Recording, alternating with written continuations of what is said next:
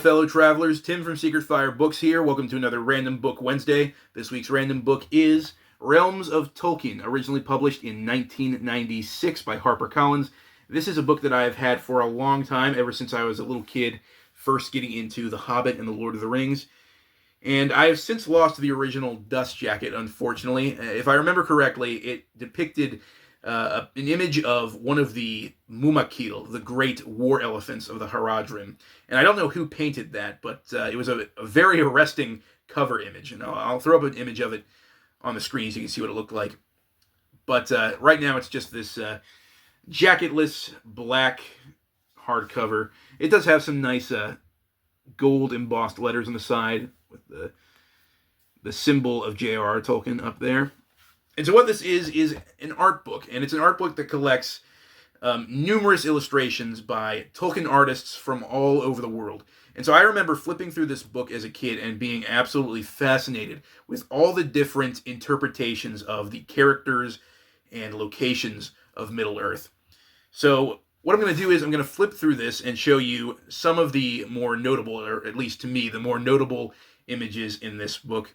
And I'm not going to look through the whole thing because I actually highly encourage you guys to check out this book for yourself. You can still get copies of it for about $20 or $25, I believe. It's a good price. It's an excellent, excellent art book. So after the table of contents, the first image you see is this very famous photograph of Professor Tolkien himself in his smoking jacket with his pipe, as per. And immediately after that, we get our first illustration. This is a painting of Treebeard by a Swedish artist named Inger Edelfelt. And I don't particularly care for her illustrative style, but I do love this one painting. Now, Edelfelt illustrated the Swedish editions of The Lord of the Rings and The Hobbit, but she made this particular image for this book. This was specifically made for this collection, and I really like it. I think that is a wonderful interpretation of Treebeard. He's very human in this painting. He has kind of human proportions, human arms, but I really love the sort of mix of warm and cool colors that she uses in the painting. I love the expression on Treebeard's face, how his eyes are kind of glowing, how his beard is made of strips of ivy or hanging moss. I like that a lot. Next up, we have two images that I'd like to kind of compare and contrast. First of all, we have an image of Legolas by Michael Kaluta, the great, famous comic book illustrator. He has a very, very unique, recognizable style. A lot of detail goes into his work. I like this image. It's not how I envision the character of Legolas to look. I'm not even sure it's exactly how Tolkien describes him in the book. But it is a very dynamic image, and you'd expect it to be, since Michael Kaluta is a very prominent comic book artist. So it is a good image. But then on the other side, we have an image by one of my favorite Tolkien illustrators, Ted Naismith. And this depicts the three hunters looking for the hobbits traveling across Rohan. So we have Legolas, Aragorn, and Gimli there. And as you can see from the image, it is a very different interpretation of Legolas. And so I remember looking at these two images back to back, flipping to them, flipping back and forth between these images and comparing how Legolas looked in the Kaluta painting and how he looked in the Naismith painting. And so you see just from these two the vast differences in interpretation that these artists had when it comes to the characters and the locations of Middle-earth. And I think that even though he could be very specific in his descriptions, a lot of times Tolkien was tended to be kind of vague, especially when it came to characters, and he let his readers' imaginations take over in that sense. Next, we have an image by very well-known Tolkien illustrator, John Howe, who actually worked as a concept illustrator for the Lord of the Rings movies. Here we have an image from The Fall of Gondolin, which is also included in the Silmarillion. This is the hero Tuor, Elrond's grandfather, speaking to Ulmo, the Lord of Waters. Ulmo is the Vala, or the demigod, who is in charge of the oceans and rivers of Middle-earth, or rather of Arda, the planet, the world of Middle-earth. And it's just an epic image. When I looked at this for the first time as a kid, I was just amazed by this painting, and I wanted to know the story that it came from. And I was amazed to find out that there were more stories in the Middle-earth universe than just The Hobbit and Lord of the Rings. And that's what turned me on to reading things like like the Silmarillion or Unfinished Tales, as it's credited down here. So yeah, really cool stuff. And on the other side of that one, we have a painting by an artist named Mora Boldi, an Italian artist. She painted this lovely depiction of Gladriel in the Swan Ship of Lorien. Now, her style is a little fairy tale like. It kind of invokes this kind of childhood nostalgia, I feel. And obviously, the proportions are a little off. Galadriel looks way too large for that ship, but it's more so what this painting represents, the sort of grace and divinity of the elves in Lord of the Rings and in Tolkien's work in general. And I do think it is a very, very beautiful image. I especially like how the two trees kind of frame this whole scene.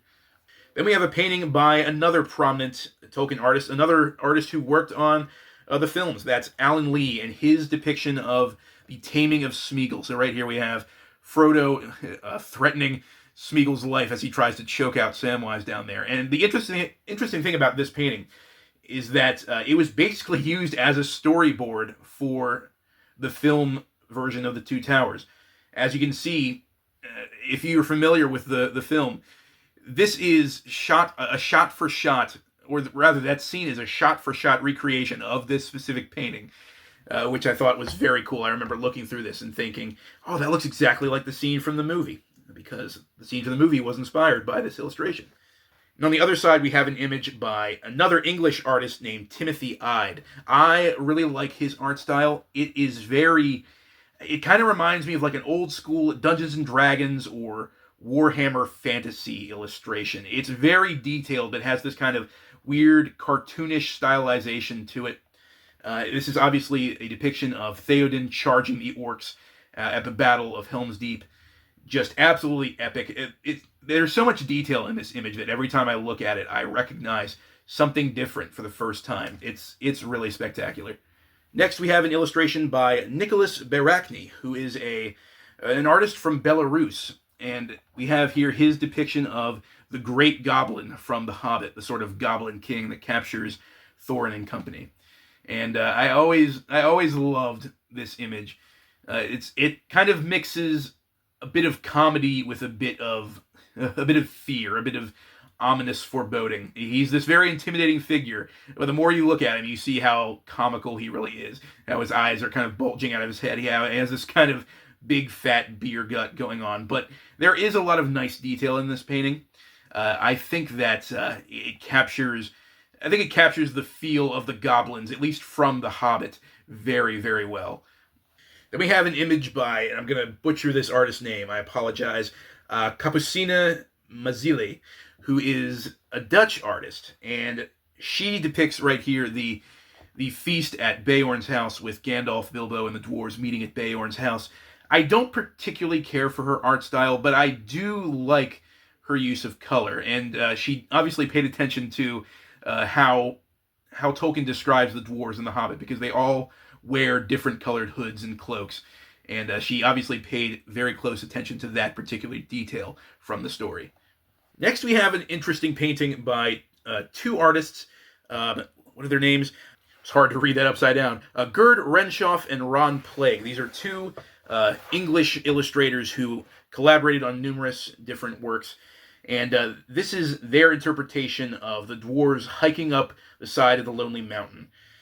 Rough Steps Going Up the Lonely Mountain is the name of the painting. And I always thought it was interesting how it doesn't really focus on the dwarves themselves. They're kind of in the background here. What it really focuses on are the steps, oddly enough. And that always kind of bothered me as a kid, but now that I'm an adult, I can really appreciate, I think, the kind of detail going into the steps and the rocks and the trees and the mountainside. And I really like the atmosphere of this painting. There's a sense of wonder going on.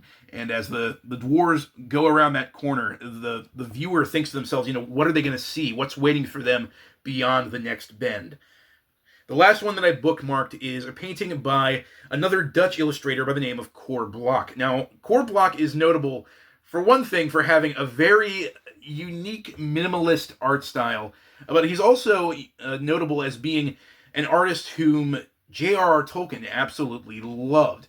I don't particularly like Cord Block's art style. I don't get the whole squat little. They kind of look like meeples, like little wooden cutouts from a board game. His characters, but for whatever reason, J.R.R. Tolkien loved his paintings. I guess because they kind of resembled medieval paintings from old manuscripts or drolleries from medieval manuscripts, I guess.